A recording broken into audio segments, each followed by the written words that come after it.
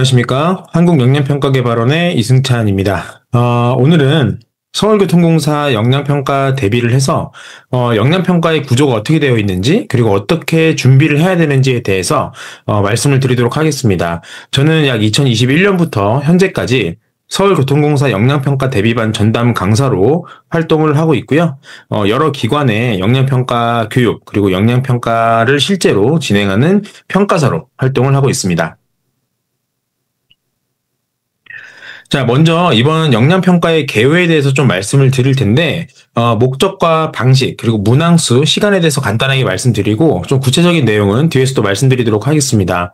자, 먼저 이번 서울교통공사 영양평가의 목적은 공사의 핵심 가치와 관리자로서의 역량을 검증하기 위한 것입니다. 그렇기 때문에 공사의 핵심 가치를 명확히 알고 있고, 그 다음에 관리자로서의 역량이 어떤 것들이 있는지에 대해서 숙지하는 것이 굉장히 중요합니다. 승진평가 방식은 상황판단검사라는 SJT 방식으로 진행이 될 거고요. 이 상황판단 검사에 대해서는 잠시 후에 좀 구체적으로 어떤 것인지 말씀을 드리도록 하겠습니다. 문항수는 약 25문항, 그리고 평가 시간은 50분에 걸쳐서 문제를 풀게 되어 있습니다. 그렇기 때문에 약 한 문제당 2분씩 풀어야 되기 때문에 시간이 어떻게 보면 부족할 수 있다. 그렇기 때문에 준비가 굉장히 중요하다라는 말씀 드리겠습니다. 자, 상황판단검사 SJT가 어떤 것인지에 대해서 말씀을 좀 드려볼 텐데요.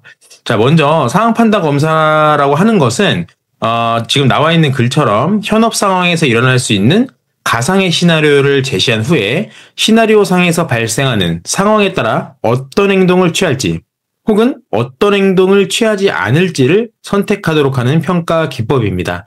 이것을 좀 축약을 해보자면 첫 번째, 업무 관련해서 가상의 시나리오를 문제가 제시를 하고요. 그 다음 그 가상의 시나리오가 제시하는 거에 대해서 최적 또는 최악의 행동 2개를 선택을 하는 겁니다.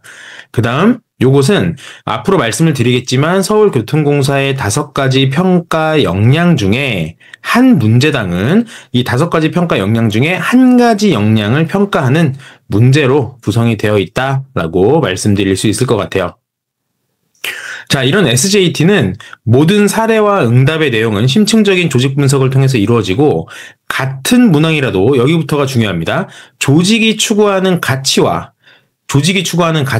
임직원의 특성에 따라서 정답 여부와 배점이 달라질 수 있습니다. 다시 말해서 우리 서울교통공사에서 요구하는 것과 GS가 요구하는 것과 예를 들어서 삼성이 요구하는 것이 같은 문제가 나왔다 하더라도 조직이 추구하는 가치와 임직원 특성에 따라서 정답이 이 3개의 기업이 다를 수 있다. 그렇기 때문에 우리는 서울교통공사에서 추구하는 가치 그리고 여기서 제시하는 임직원의 특성이 무엇인지에 대해서 학습이 미리 되어 있어야 됩니다.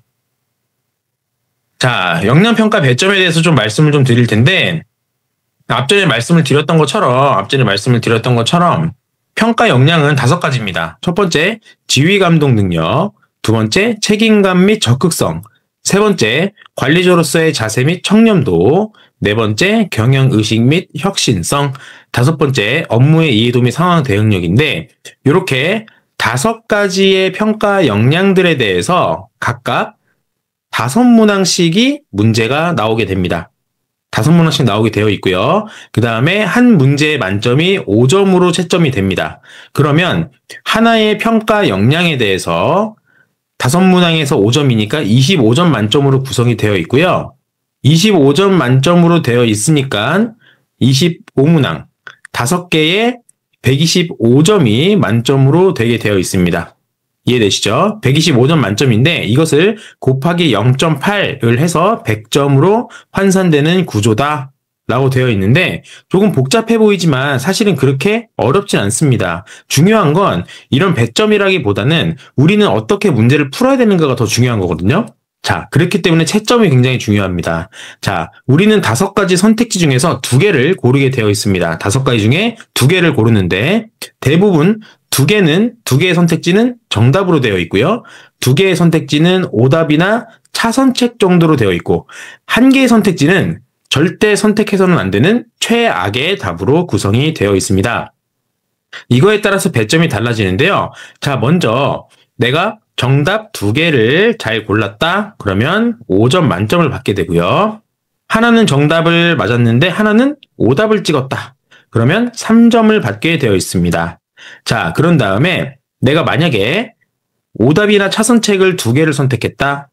그러면 2점 배점을 받게 되어 있고요. 그 다음, 하나는 정답, 하나는 오답을 택했지만, 어찌됐던 두 개 중에 하나는 최악의 답을 선택한 경우, 제가 최악의 답은 선택하면 안 된다고 말씀드렸죠? 최악의 답을 선택한 경우에는 1점입니다. 1점, 1점. 자, 그런데 중요한 거 0점도 있습니다. 이런 일은 벌어지지 말아야겠죠? 자, 0점은 답안 작성을 아예 하지 않았거나, 두 개를 선택해야 되는데 한 개만 선택했거나 혹은 세 개를 선택했을 시 이때는 평가가 불가능하기 때문에 0점으로 배점 처리가 된다는 점 말씀드리겠습니다. 자, 그런데 우리 중요한 건 뭐죠? 이런 배점에 대해서 알고 있다 하더라도 결국 이런 걸 생각할 게 중요한 게 아니라 우리는 정답을 선택해서 정답 두 개를 선택하는 게 더 중요합니다. 그렇기 때문에 우리는 다른 거에 집중하지 말고 정답 두 개를 선택할 수 있는 것이 중요하다라는 거에 의의를 두면 좋을 것 같습니다. 자, 그러면 지금부터 서울교통공사 역량평가의 평가 역량은 어떻게 구성되어 있는지 보도록 하겠습니다. 평가 역량은 총 5가지로 구성이 되어 있는데요. 먼저 지휘감독 능력, 그다음 책임감 및 적극성, 관리자로서의 자세 및 청렴도, 경영의식 및 혁신성, 마지막으로 업무의 이해도 및 상황 대응력입니다. 자, 이렇게 5가지 평가 역량이 있는데요. 각각의 평가 역량별로 5개의 행동 지표가 존재합니다. 즉, 총 25개의 행동 지표가 존재한다는 말인데, 지금부터 각각의 평가 역량과 그 정의와 행동 지표가 어떤 것들이 있는지 같이 한번 알아보도록 하겠습니다. 자, 먼저 지휘 감독 능력의 정의는 부문 간, 구성원 간의 장벽을 허물어 정보와 아이디어가 원활히 소통될 수 있도록 하는 역량, 그 다음 핵심 가치를 공유하여 조직의 안전성과 지속성을 유지할 수 있는 역량이라고 정의가 되어 있고요. 이에 대한 행동 지표는 총 5가지가 이렇게 나옵니다. 상하 간 원활한 의사소통을 위한 환경을 만든다. 구성원 간 화합하고 신뢰할 수 있는 장을 마련한다. 상하, 동료 또는 조직 간에 협력할 수 있도록 노력한다. 조직의 핵심 가치를 구성원들에게 전파하기 위해 노력한다. 핵심 가치의 공유를 통해 조직의 안정성과 지속성을 유지하도록 한다. 이것이 바로 지휘 감독 능력의 행동 지표입니다. 그 다음으로 책임감 및 적극성이라는 평가 역량의 정의는 수행하는 업무와 역할에 대한 본인의 책임을 명확히 인식하고 책임 완수를 위해 적극적으로 노력하며 자신의 행동과 결정에 따른 결과에 대해 분명하게 책임질 수 있는 역량이다 라고 정의가 내려져 있고요. 이에 대한 행동 지표는 자신이 맡은 업무와 역할에 대해 주인의식을 가지고 임한다. 비전과 전략을 정확히 이해하고 기간 내 과제를 완수한다. 자신이 수행하는 업무에 대해 본인의 책임을 명확히 인식한다. 자신이 맡은 업무를 처음부터 끝까지 책임지고 수행한다. 책임 완수를 위해 노력하고 결과에 대해 책임을 진다. 이렇게 5가지가 행동 지표라고 나와 있습니다. 다음으로 관리자로서의 자세 및 청렴도의 정의는요. 공동의 목표를 달성하기 위해 구성원들을 동기부여하고 이끌어가며 공평한 의사결정과 업무 수행을 할 수 있는 역량이라고 정의가 나와 있고 행동지표는 조직 가치와 경영 이념과 핵심 가치를 기준으로 판단하고 행동한다. 의사결정 시 구성원의 다양한 의견을 수렴하고 조율한다. 주도적으로 과제를 수행하고 구성원의 자발적 참여를 위해 동기를 부여한다. 업무 수행 시 회사의 관련 규정과 규칙을 명확히 숙지하고 준수한다. 공공기관 구성원으로서 자부심을 가지며 공직의 가치를 중시한다라고 되어 있습니다. 그 다음 네 번째로 경영의식 및 혁신성 역량의 정의는요.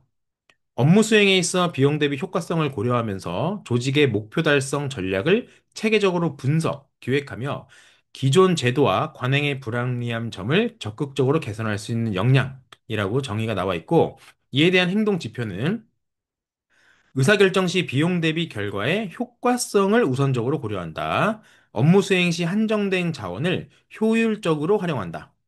대내외 환경 분석을 통해 조직 목표 달성을 위한 적절한 전략 계획을 수립한다. 기존 업무 절차와 수행 방식의 개선을 위해 끊임없이 노력한다. 새로운 기술이나 기법을 적극 도입한다. 라고 나와 있습니다. 마지막으로 업무의 이해도 및 상황 대응력에 대한 정의는 업무 이론과 지식을 효과적으로 응용하거나 구조화함으로써 복잡한 상황을 개념적으로 단순화시켜 이해하고 대응하며 불확실하고 변화하는 환경에 신속하고 적절하게 대처할 수 있는 역량이라고 정의가 나와 있고 이에 대한 행동 지표는 업무와 관련하여 지속적으로 정보를 축적하고 지식을 생성, 활용하는 스킬을 함양한다. 복잡한 상황을 개념적으로 단순화시켜 이해하고 대응하며 기존 지식을 응용하거나 구조화한다. 탐색 가능한 정보와 자료를 활용하여 현재의 상황을 정확히 파악하고 규명한다. 문제 해결을 위한 최적의 대안들을 신속하게 도출한다. 다양한 대안 중 최적의 대안을 신속히 결정하고 즉시 실행한다라는 행동 지표로 되어 있습니다. 자, 이렇게 다섯 가지 평가 역량과 각각의 평가 역량에 맞게 나오는 행동 지표 다섯 가지에 대한 얘기를 말씀드렸는데 이것을 정확히 숙지하고 준비하는 것이 굉장히 중요하다입니다. 자, 그럼 지금부터 어떤 식으로 문제가 나올지에 대해서 문제 예시를 하나 같이 한번 보도록 하겠습니다. 자, 지금 보이시는 게 SJT 문제 예시라고 볼 수 있는데요. 자, 지금 잠깐 영상을 중지시키시고 한번 문제를 풀어보십시오. 풀어보신 다음에 그 다음 장에 제가 해설을 해드릴 건데 어떻게 해설이 되는지 같이 한번 보시면 좋을 것 같습니다. 자, 지금부터 화면을 정지하고 문제를 풀어보시길 바랍니다. 자, 문제를 다 풀으셨을까요? 자, 그러면 우리가 중요한 것은 이 문제가 평가 역량 중에 어떤 역량을 검증하기 위한, 어떤 역량을 숙지하고 있는지를 검증하기 위한 문제이고, 각각의 문제들을 어떻게 해석해야 되는지인데, 요거를 같이 한번 보도록 하겠습니다. 방금 보여드린 예시 질문은요, 다섯 가지 평가 역량 중에 지휘 감독 능력 역량을 평가하기 위한 질문이었습니다. 그리고 그에 대한 행동 지표를 명확히 숙지하고 그에 맞는 행동을 선택하는지를 판단하는 문제였다라고 말씀을 드릴 수 있을 것 같습니다. 자, 다섯 가지 선택지에 대해서 같이 한번 보도록 할 텐데요. 여러분께서는 몇 번이 정답이라고 생각을 하셨나요? 그리고 어떤 답이 최악의 답이라고 생각을 하셨나요? 정답은 1번과 3번입니다. 그리고 최악의 답은 바로 5번입니다. 왜 1, 3번이 최선의 답이고 5번이 최악의 답인지 지금부터 같이 보도록 하겠습니다. 자, 1번 선택지는요. 상하 간의 원활한 의사소통을 한다라는 그 취지와 맞고, 그 다음 구성원 간 신뢰와 화합을 형성하기 위한 행동 지표라고 볼 수 있기 때문에 최선의 답이다라고 볼 수 있는 겁니다. 그리고 3번 지문을 보시면, 3번 선택지를 보시면, 상하, 동료 간의 협력을 강화한다라는 내용이 숙련자를 설득하고 신입을 교육시키겠다. 라는 말로 대신할 수 있고, 이걸 통해서 갈등을 완화하고 동기부여가 가능하기 때문에 3번 또한 최선의 답이라고 볼 수 있습니다. 자, 2번과 4번은 왜 오답 또는 차선책이냐면, 2번 같은 경우 갈등을 방치하죠. 갈등을 방치합니다. 그렇기 때문에 의사소통과 조율하는 기능을 상실하고 소통과 화합하는 환경 조성에 실패합니다. 그렇기 때문에 오답이라고 볼 수 있고 4번 같은 경우에는 표면적으로는 갈등을 감소하는 효과를 볼 수 있습니다. 왜냐하면 갈등을 최소화하기 위해서 여러 가지 방향을 쓰니까 그렇지만 방식을 혼용한다는 얘기는 조직의 안전성과 신뢰를 저해하는 행동입니다. 결국엔 아주 단편적인 해결책으로 보여지지만 근본 해결책은 되지 않는다. 그렇기 때문에 4번도 오답이라고 볼 수 있겠죠. 자, 근데 중요한 거 5번. 5번 같은 경우에는요. 강압적 지위를 발휘하죠. 강하게 질책하거나 불이익을 준다고 하거나 이것은 우리 지휘 감독 능력의 행동 지표에 나오는 화합과 신뢰를 위한 환경을 조성한다라는 그 문항에 맞지 않는 겁니다. 그리고 자발적으로 참여하고 협력하는 문화를 만든다는 것에 대해서 오히려 저해시키기 때문에 5번은 오답이라고 볼 수 있습니다. 자, 이런 식으로 SJTA 문제를 푸실 때는 어떤 것들이 정답이고 어떤 것들이 오답인지 정답과 오답의 근거가 명확히 있어야 이 문제를 잘 풀 수 있다는 점 말씀드리겠습니다. 자, 이어서 어떻게 시험을 대비하느냐에 대한 전략을 좀 말씀을 드릴 텐데, 많은 사람들이 이런 생각을 하십니다. 그냥 상식선에서 풀면 되는 거 아니야? SJT 문제 보니까 쉬운 것 같은데, 상식선에서 풀면 되는 거 아니야? 또는 어떤 지문을 보시고 정답을 보신 다음에, 이거 우리 이렇게 하고 있지 않아요. 우린 지금 이런 식으로 일하고 있지 않아요. 라고 말씀하시는 분들이 꽤 많습니다. 현재 일하는 방식대로 풀면 되는 거 아니냐. 라고 말씀하시는 분들이 많은데 상식과 현재 일하는 방식으로 푸는 것은 둘 다 옳지 않습니다. 이런 관점으로 SJT를 접했다가는 많은 오답을 선택하실 확률이 높다라는 점 말씀을 드리겠습니다. 중요한 건 앞전에 계속 말씀드린 것처럼 평가 역량과 행동 지표를 명확히 숙지하고 그걸 기준으로 풀어야 된다는 겁니다. 그렇기 때문에 행동 지표를 숙지하고 그래서 역량별 기준을 이해하는 게 중요하고요. 그다음 그 역량별로 관련 이론들이 있어요. 관련 이론들을 숙지하는 것도 굉장히 중요합니다. 이게 바로 리더십 또는 역량 관련 이론을 반복 학습을 해야 됩니다. 그래야 행동 지표가 이해가 되거든요. 그리고 세 번째로는 실전과 같은 반복 훈련이 중요합니다.